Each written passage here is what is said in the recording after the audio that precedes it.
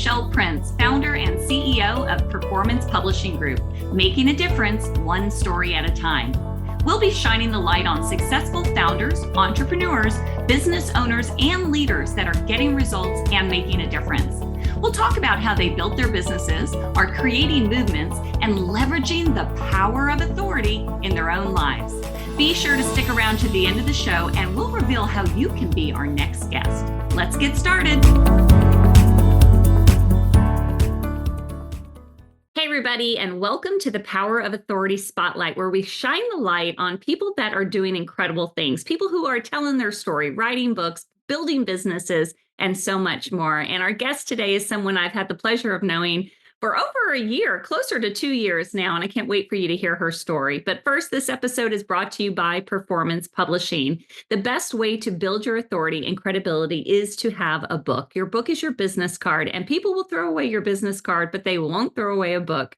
So if you're thinking of writing a book, head on over to performancepublishinggroup.com. That's performancepublishinggroup.com, and talk with one of the publishing experts to see what your best path to publishing is. All right, let me introduce you to Lisa Kroehler. She has been writing since she was 10 years old. Since college, she has worked in various media fields, including a newspaper writer, magazine editor, television producer, news anchor, and news director. Lisa is the CEO and co-owner of IDW Window and Roof Cleaning in Lima, Ohio. IDW specializes in window cleaning and exterior softwash cleaning of residential and commercial properties. Her and her husband, Keith, started the business 32 years ago after a few failed business ventures. Now, 3 children and 4 grandchildren later, their 38 years together have been led by their faith in Jesus Christ and their story of overcoming nearly $1 million in debt. Did you all hear that right? Overcoming nearly $1 million in debt as farmers to owning and operating a 7-figure business is worth sharing to inspire small business owners to never give up. She loves writing real-life inspirational stories and was an author in Illuminate, Volume 2, Difference Makers Shining Through Their Story. Very proud to have you in that book, Lisa. And she enjoys being interviewed by various media, including podcasts, and speaking to women and small business owners. She shares how her faith in God has changed and guided her life and encourages people to step out in faith to make a difference in people's lives. To learn more about Lisa, you can email her or go to her website at lisakroehler.com. That's LISAKROEHLER. All right, Lisa, welcome to the show. Hey, this has been a long time coming, hasn't it? I know. I would know when I was introducing you, I'm thinking, was that a year, 2 years? It's got I think it was 2 years, actually. Yes. We met at one of our mutual friends conferences, AC Lockyer, and you and I we were talking about story, and I'll never forget because I remember where we were standing, at the end by the door there, and you were telling me about all of the different things you've been through. You've been through quite a lot. And so we're going to dive into all kinds of things, but you're also working on a book that is about to be published. So why don't we start there? Tell us about your book and tell us about the stories within the book. Well, first, I just want to say thank you for really inspiring me to write this book, because honestly, you did. And it took a little longer than I thought it was going to take, but that's the way life goes sometimes, right? It is. My book's name is Never Say Never. And that's really named after what I said to my husband as I stood looking out his farm window of his house in Minnesota with 26 inches of snow on the ground. And I said, I could never live here. And that's how that title, that book, along with many other things in my life that I've said I would never do, and I have done or lived through at this point. But so, yeah, I have finally started writing the book. It's almost out. It'll be out in May, and I'm pretty excited about it. It is so awesome. And I've read it, and I love your stories. You're an incredible writer. But I want you to share the story behind the subtitle. From pig farmer to tell us more about that. Well, I was a television producer at a Christian television station in the mid-1980s, and I was an on-air host. We had this band, a Christian rock band, come in, and they invited my roommate and I. She also was on television. They wanted us to go on this cruise they were sponsoring for singles. which was very appealing to us. We were in our mid to late 20s, and they invited us to go as part of the media. But both of us were broke. We worked for Christian ministries, you made no money. But when we told both of our mothers about it, they both offered to lend us the money, probably because they felt a little desperate for their daughters who didn't have husbands or boyfriends. And they wanted us to meet somebody on this cruise. So we did go. And on the second night on the ship, and this was a Caribbean cruise, I met Keith Kroehler, this tall, dark, handsome man. And I found out he was a pig farmer. And that kind of surprised me because I mean, I don't want to stereotype anybody, but the farmers I knew, he just stood out from the crowd to me. And I thought he was probably some type of attorney or something like that. So that is when we met, and we had a first date in Jamaica. And the next 6 days of this cruise, I started falling in love with this guy, if that's possible, because that was hard for me to believe that could happen because I'm a news journalist, I'm black and white, and here I am falling for a guy in 1 week.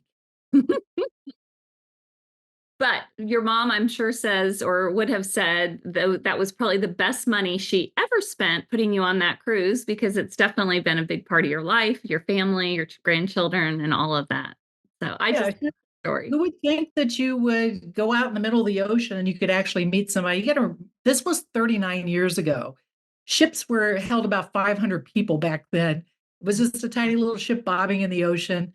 And yeah, I mean, we all say, oh, I'd love to meet somebody in some romantic way, but you don't really expect it's going to happen like that. But that was kind of the beginning of a challenge because we lived 700 miles apart. I was in Ohio. We were in two different worlds. He was a pig farmer, and I found out he was $1 million in debt on the farm. Mm. Although that didn't really say anything to me until we got married. It's kind of like you're in love, you think love conquers all. And it wasn't until later that it really hit hard. But it was hard for me to give up my career to think about leaving and moving to a pig farm. That's part of the never say never. I was like, I could never live on a pig farm. I'm not a farm girl. I could never leave my career. I loved my job. What am I going to do in the middle of nowhere? It was a town of 700 people. And what am I going to do? And so that was a real struggle for me. I'm a Christian. My faith is a big part of my life. So that was a pretty big prayer point. And plus we were so far apart from each other, trying to connect way back then. There was no internet, no FaceTime or anything. It was by the mail or by long distance phone calls. Right. But it worked. Somehow it worked. And you did move to the farm. I did move to the farm, and it was an interesting adjustment. A couple things that I learned, I talked about how reluctant I was at first to want to move and get married, and the book talks about the whole story of that.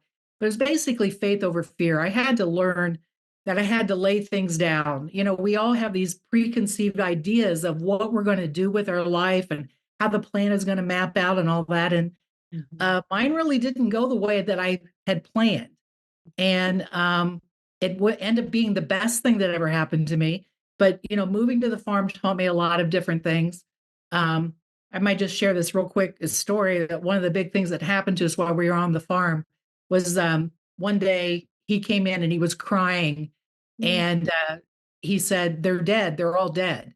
We had just gotten 159 feeder pigs from a farmer, and he went out there and the gases had rose up from the floor in the middle of the night and all of them died. Well, this was thousands of dollars in investment. We were already $1 million in debt, and you're like, that's it.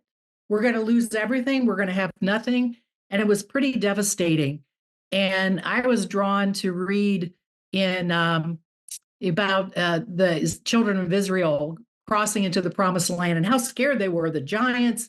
And the Lord is saying, be courageous, be strong. I'm going to be with you. I'm not going to leave you alone. And that was coming to mind so much to me because I was scared. I didn't know what was going to happen to us. And it felt like our world was just crumbling around us.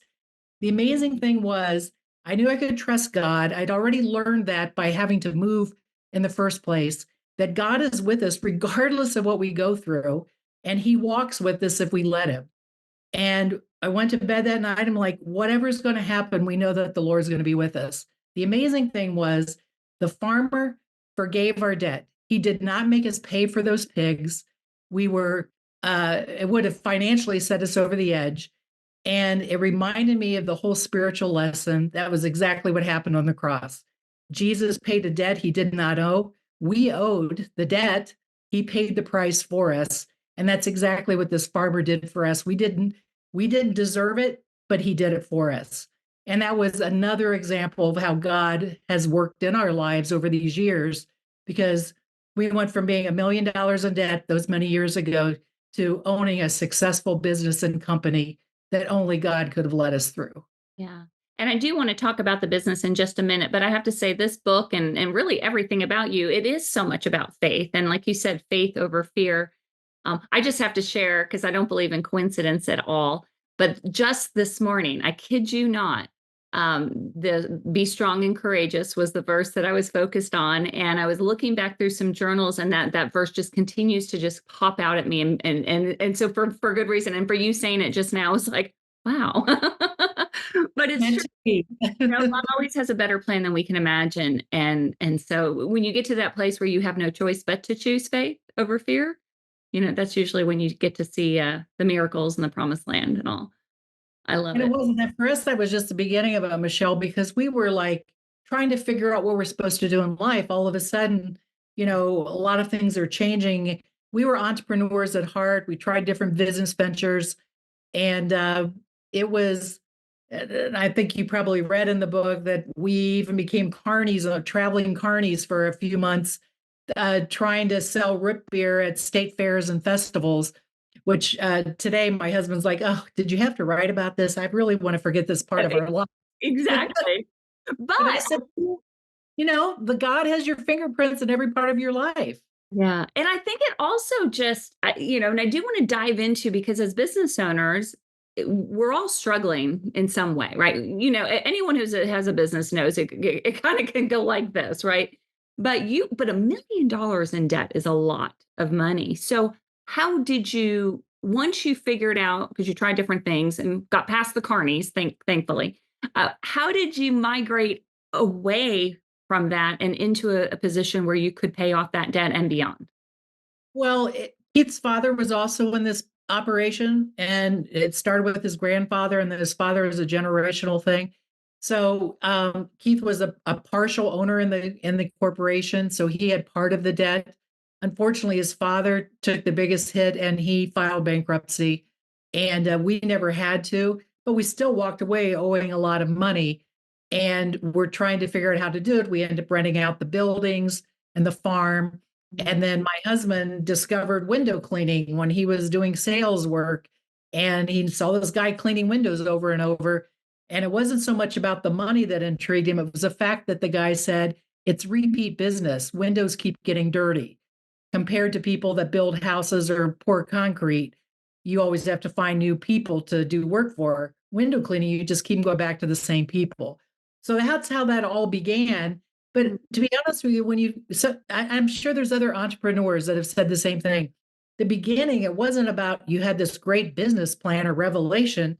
You were just trying to find something to put food on the table with, and that was our Right. our thing too. So it was a lot of small steps, and then eventually we basically gave our farm back to the bank, and we wiped our slate clean, and that's how we did it because we'd already moved to Ohio, and we were starting over, and it was a fresh start. But when we moved to Ohio to start over, we had $500 to our name and a beat up car and 2 kids. And Wow. that's how we started over. So, and then you all started this business together, or because you've been in the business and now it's a family business. Your son is involved, and Yes. Well, we started it. It was first just started with him. Then he kind of veered off a little bit. Then he came back to it when we moved. And then I got back involved in television and news. That's when I became a news anchor and helped start a newscast and a news director. And by that time, then we had 3 kids.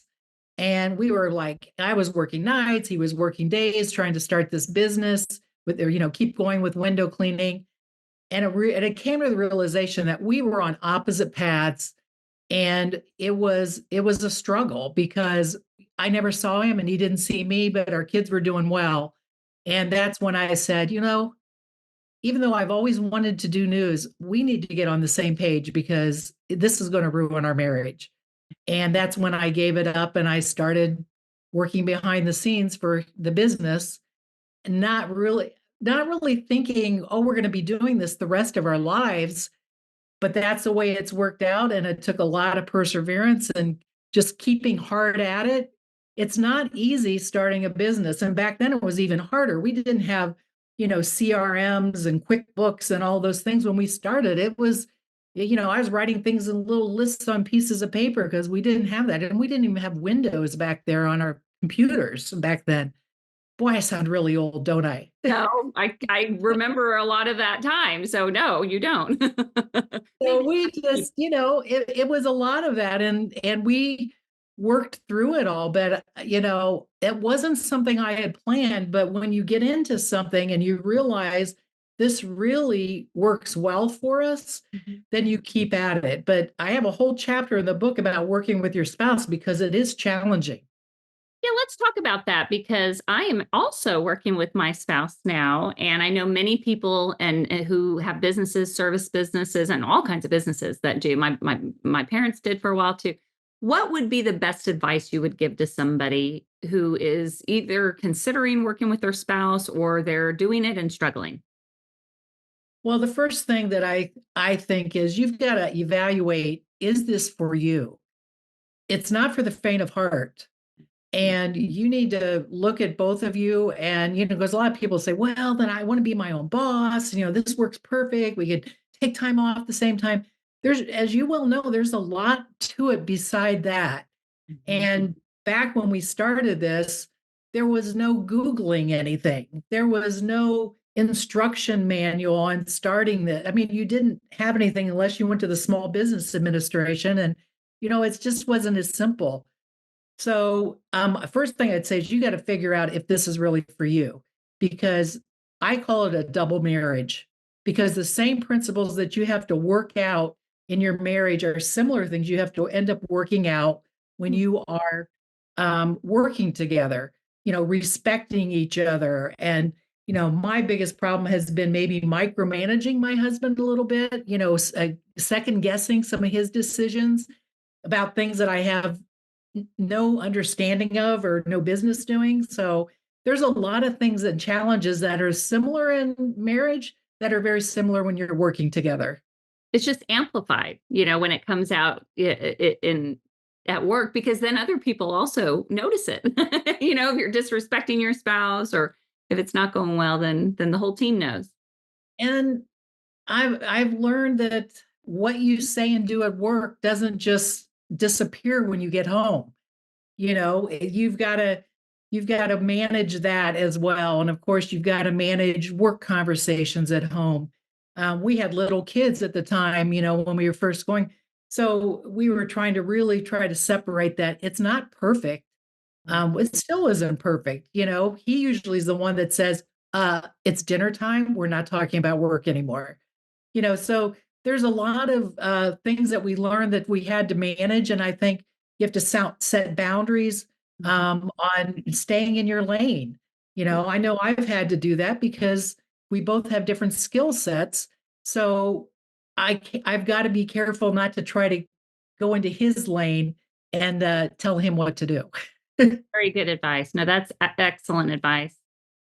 When you and I met, I recall when we were talking about story, even before we got to the pig farmer and all that, you shared something with me that was a pivotal moment in your story, in your journey that really kind of shaped um, a medical situation that you had. And you don't have to go in depth, but tell us a little bit about how that really gave you perspective as far as why share your story and anything you want to share Well, with I've had 2 in the last 7 years, so, God must not be done with me yet because, the first one was 2017. I had a widowmaker heart attack, us. and I was in a hotel room in Minnesota and, did not wake my husband up, didn't really realize I was having a heart attack, even though it felt like an elephant was sitting on me.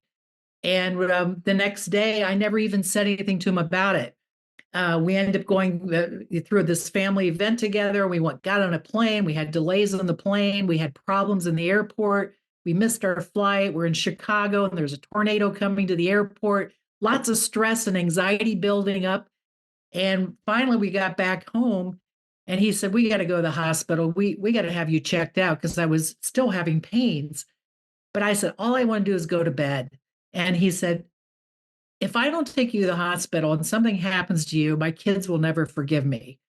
And it's a good thing that he did, because I did have a widowmaker's heart attack and had emergency heart surgery a day later and triple bypass surgery. And when you have something like that happen, a lot goes through your mind. First of all, you're wondering, why did I survive? Because the doctor literally told me, "The Lord must not be done with you yet, because you should not have survived, should have either died in the hotel or died in the airport." And so that really weighs on your mind, like, why did I survive? There's lots of people that don't. And why was I given a second chance at life? And that really gave me I guess a new renewed purpose to want to look at life a little differently every day.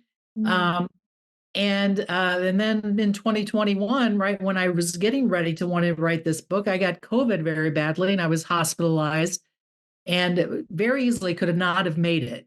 And it took me several months on oxygen before I actually became normal again. It was long-term COVID, and a lot of things similar to the heart attack went through my mind again. And that's when I said, I feel like I have something to share, just like you always say, everybody has a story and your story matters, and you have something to share.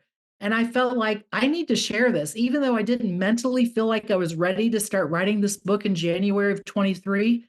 I said, I've got to do it. I've had two things happen in 7 years. I'm getting this in writing for my family so that they know how God has been faithful. He has never failed us, and he has walked through this with us in every season of our life. And so I'm really thrilled to do this. And I remember when you shared that with me, because you never, looking at you, being with you, I mean, you would never have guessed that you could have been that close to death or a young age, you know? Yeah. So, and it's all perspective. I remember saying before that if you've ever lost somebody in life, you realize how precious it is, you know, that the instant when you go through something like that, you realize how short we have here on earth, and you really do appreciate it more. Something about the longer you get from that stage, that when something like that happens, you kind of forget. You just get back into life, and so maybe God just needs a good. He's just reminding you again, like, hey, no, life is short. Let's get you out there and get your story, and that's why I wanted you on the podcast too, because this is more than a book, and you're obviously I love books, but it's never been about a book. It's your story is what's most important. And so sometimes it's who you become as a result of writing a book too. That's what Zig would always say, Zig Ziglar. And so this process, you said it took it a little longer than you thought, but I always believe that it takes exactly the time it's supposed to take, because it's doing something in you too as you're writing the book. And there's something refreshing, although sort of felt like I was birthing a baby. And I'm sure you've heard that before. Just how much goes into it, and it's so emotional. And I got to say this, my husband will probably be okay with this. Took him a long time to read my chapters. When he finally did, he cried through every chapter because he said it's so hard to go back and look at some of the bad decisions that were made or what I did. I said, Keith, God's hands have been on our lives, and this is us sharing what he's done for us. But it was very hard for him, probably a little more than me, maybe because I was in the thralls of it, to read it and say, "Oh my goodness, what was I think, or what did we do?" And I'm like, yeah, but now we're sharing this story, and hopefully it inspires people that you can get back up again, you can move ahead and walk with God and don't walk alone. And life is so much better then. And to be strong and courageous, and to choose faith over fear. I've heard somebody say that you can't have both at the same time. You can't have faith and have fear. It's a choice. And so when you choose faith, doesn't mean you have the answers. In fact, you definitely don't. And that's what makes it faith. And I also like to say that nothing in life is ever wasted. Sometimes we say, oh, I regret this or I regret that. You know what? We can take the things that we learn, because I personally believe that it's through failure that we learn how to be successful. Because look at all the great people that have invented things or started companies. It usually entrepreneurs don't make it on the first trip around the world. There's things that have to happen. There's failures. There's things that don't work the way they want. And that's just a part of learning and living. And nothing in your past is ever wasted, because God can use that to mold you into the person that He wants you to become. And you can become a better person if you allow that to happen. You still have the choice of whether you want that to make a difference in your life and make a difference in other people's lives or not. And I choose to want to make a difference in other people's lives.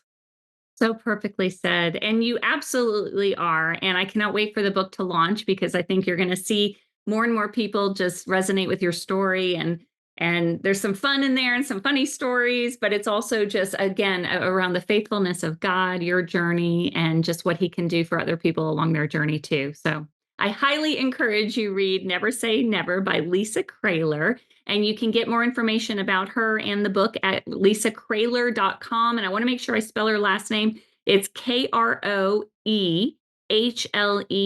So lisakroehler.com. As we wrap this up, Lisa, what is something that you want to, part of why you wrote this book, you also said, was for family, to have your story, to make sure. But what is some advice that you would give to those that are listening about, and also those in your family and that you love dearly, of some of the lessons you've learned along the way, and to just sum it up and wrap this whole podcast up for us? One of my favorite worship songs these days is The Goodness of God. And during the time when I struggled with COVID, CeCe Winans came out with her album, Believe For It, I believe it's called. And that song was on there. And the goodness of God is wrapped all around us, and we have to hold tight. And I think sometimes people, I've encountered in business and everything, that they think they can just go their own path or do it on their own or walk alone. And for me, you can't walk alone. You need the goodness of God in your life, and He will walk with you through all the ups and downs. I love Andre Crouch's song, Through It All, from all those years back. Yeah, and through it all, God is with you when you reach out your hand and you take His hand. And so I say that to my grandkids, to my children, and anyone listening, is don't try to go it alone. It's just not worth it. Don't walk alone. Amen to that. I love it. Well, Lisa, thank you so much for being on the show. You are just such a delight. I'm so grateful that God put us in each other's paths a couple of years. Good. And I can't wait to see what's going to come when your book launches in May. Oh, thank you. And thank you for all your support. I really appreciate it. My pleasure. All right, everyone, that is it for the Power of Authority Spotlight. There are so many good nuggets to take away from this episode. I think that the key thing being, faith over fear, and that we don't have to have it all figured out. And sometimes, the path doesn't look like it's going in the right direction, but to have that faith and just know, be strong, be courageous, and just keep walking and keep believing and in the goodness of God. And I'm excited for you to have heard Lisa today. And I can't wait to hear what you all are going to do and how you're going to choose faith over fear too. We'll see you next time.